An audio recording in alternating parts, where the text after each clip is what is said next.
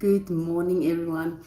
I want to focus the next few days on a scripture from Romans 5, and we're gonna first try. It's difficult to separate these verses, but we're gonna try to do one verse at a time. So let's read Romans 5, verse 3. It says, "Moreover, let us also be full of joy now. Let us exult and triumph in our troubles and rejoice in our sufferings, knowing that pressure and affliction and hardship produce patient and unswerving endurance." Let's read the King James as well. "And not only so, but we glory in tribulations also, knowing that tribulations worketh patience." Now, for me, the big thing in this specific verse about endurance is the attitude in which we approach hardships. Now, you will see that the verses lead to the character that is built, and some people are very afraid to speak of character, and some people overemphasize character again. So it can be quite a sticky thing to speak about. But let's try to stick to endurance today. He says that when we are full of joy and we triumph in our troubles and our tribulations, it produces endurance. So, very specifically, he's not saying be glad that you are suffering. He's not saying be glad that you're going through a hard time. He's addressing the attitude in which you go through those hard times.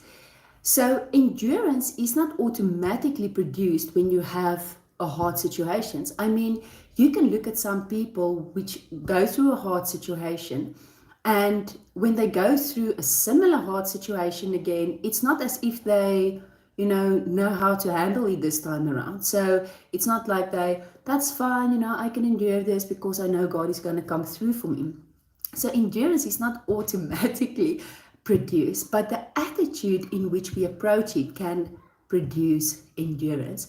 And he's saying that that attitude is that joyfulness of what you know can be produced in the situation. So Bill Johnson says it nicely. He says, ask God in a situation what you can learn from him now that you can not learn from him in another situation.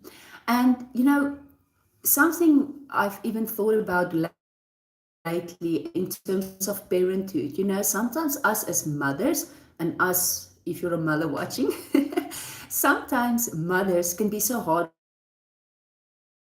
in terms of, you don't get by to spend your hour in the word and then cook and look after the kids and manage your house and blah blah blah blah. But maybe you have found a way to maybe you're a vivid avid avidly praying in tongues when you're cooking, where maybe somebody else that is not forced to use every second has not learned that skill yet. And God just showed me, he said to me, in this season, there's certain things that I'm teaching you. Embrace it rather than feeling guilty about the things that you are not learning. So there is certain seasons in your life that is harder in certain ways than other things. For example, for me, I've been in ministry with Gerrit for I don't know, is it about 9 years? I think about 9 years. And so finances, because we don't get only a certain salary, but we depend mostly on partners. Sometimes there's overflow, and then sometimes there is little. But it is something that we've learned to deal with so easily. When the next bill comes, you kind of just know that God is going to show up. So it is not something that you start to moan about and worry about. But then there's certain challenges that I faced in parenting that when my nerve is very thin, like I kind of, it feels to me like I'm hanging on a thread and I don't know how to handle the next few days with my kids, for example. So it can be different in different areas. But God is just basically not challenging us in a way that he doesn't give us the grace. He's giving us the grace and saying, listen, in this time that you're going through your hardship, whatever area and whatever season it is, rejoice because there's something I want to show you and an outcome that I want to give you that is far greater than what you are experiencing now. So today, may you rejoice, may you be at peace and know that God is your breakthrough. Bless you.